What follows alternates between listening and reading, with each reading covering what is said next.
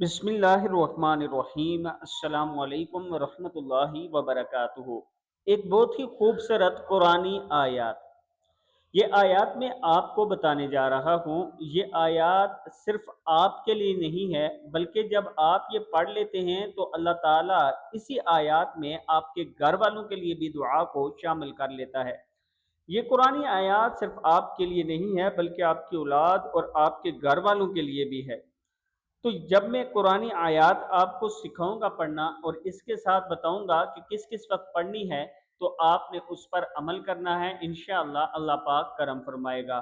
دعا ہے بسم اللہ الرحمن الرحیم، رب اجعلنی۔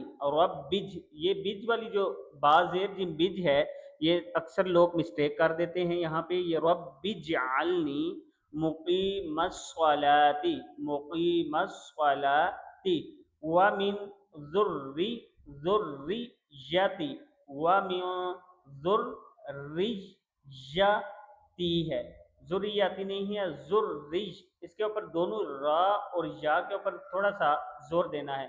ذریتی ربنا وتقبل دعا، دعانی دعانی دعا ہے، دعا۔ ربنا اغفر لی، ربنا اغفر لی ولوالدی۔ یہ جو لفظ ہے اس کو 3-4 بار پڑھ لیا کریں جب دعا پڑھیں تو، ولوالدی، ولوالدی، ولوالدی، وللمؤمنین یوم یقوم الحساب۔ اب اس کا مطلب دیکھیں، اے میرے رب مجھے نماز کا قائم کرنے والا رکھ، اور کچھ میری اولاد کو اے ہمارے رب اور ہماری دعا سن لے۔ اے ہمارے رب مجھے بخش دے اور میرے ماں باپ کو اور سب مسلمانوں کو جس دن حساب قائم ہو۔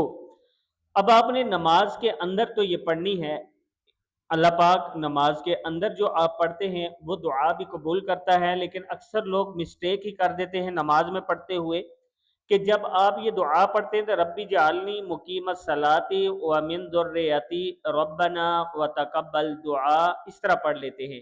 اب یہ مسٹیک ہے، دیکھیں ربج ہے، رب اجعلنی مقیم الصلاۃ ومن ذریتی، ذریتی، ذریتی ربنا وتقبل دعا، ربنا اغفر لی ولوالدی۔